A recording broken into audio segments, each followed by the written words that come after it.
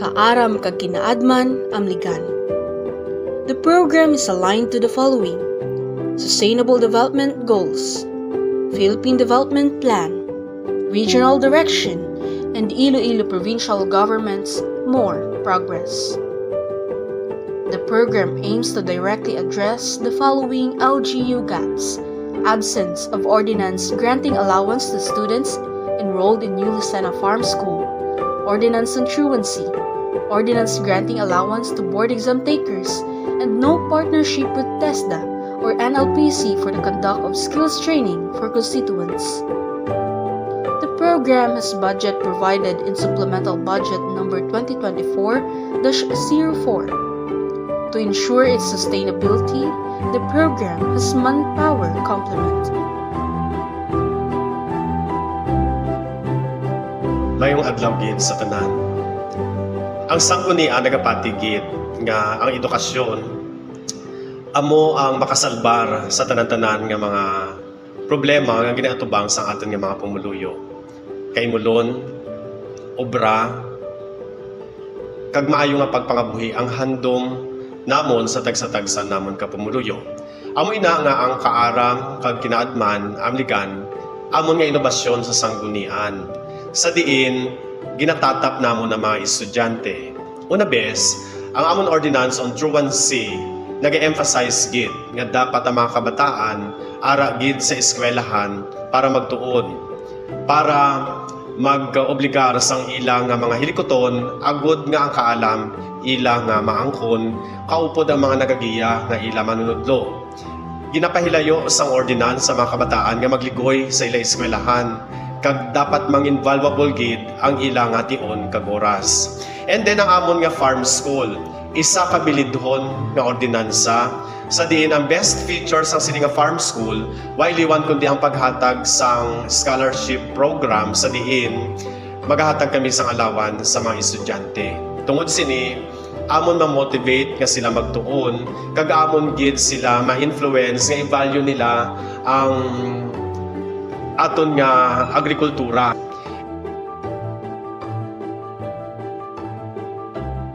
As we all know, the municipality of New Lucena is an agricultural community that aims for sustainable agriculture and food security for all its constituents.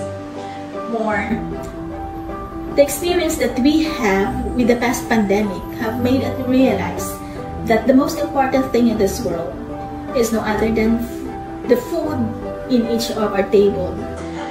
Inspired by this, our local government through our Sangguniang Bayan extended full support in the establishment of a farm school here at New Lucena, with Bululacaw National High School as the lead agency. This farm school aims to provide career agricultural opportunities for our secondary learners in the municipality of New Lucena.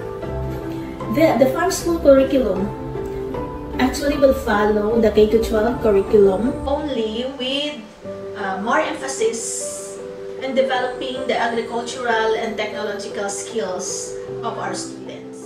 Well, good morning. Dako gid ang mabulig sang kagang benepisyo nga makuha sang kabataan tungod na may mga allowances.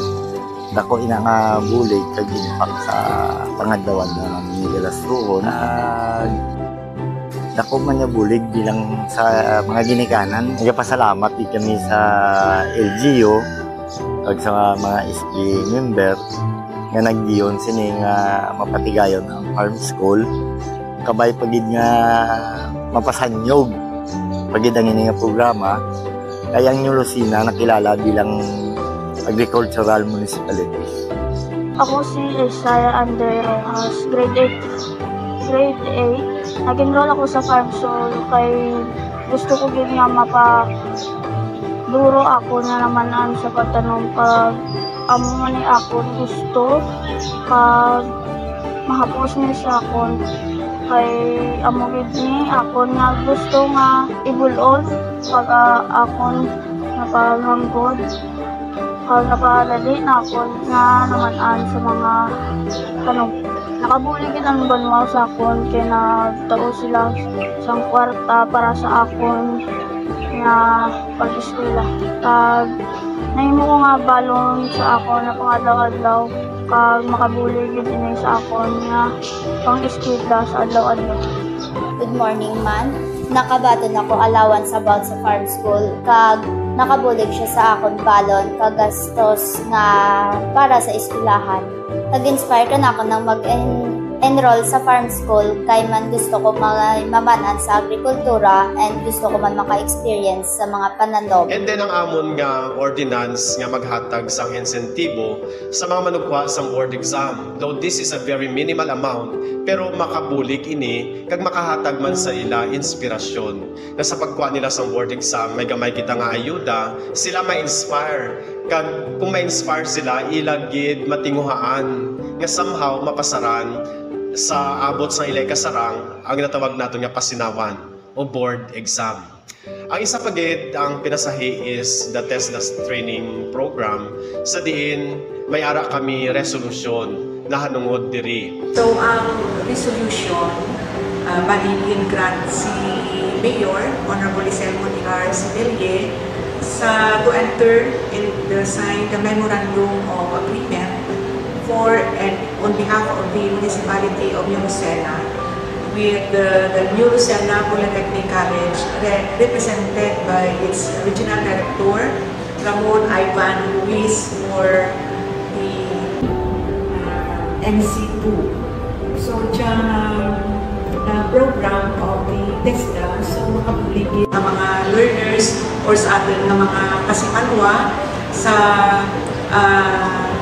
namabakon sa obra, kaya sa Panawakan ng Lucena, or sa iba ng mga kabanwahanan sa ilog ng probinsya ng Iloilo, kahit sa iba ng kapatid Pilipinas or even sa abroad.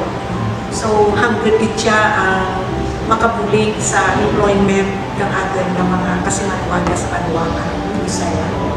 Amo nakita nga kung na-train, preparado, kag may ginaalam sa ginaobra ang aton nga mga pumuluyo kung maglakad sila sa abroad kag mag-obra na sa caregiving, maayo ang pagserbisyo kag mangin promising ang ilang stay abroad.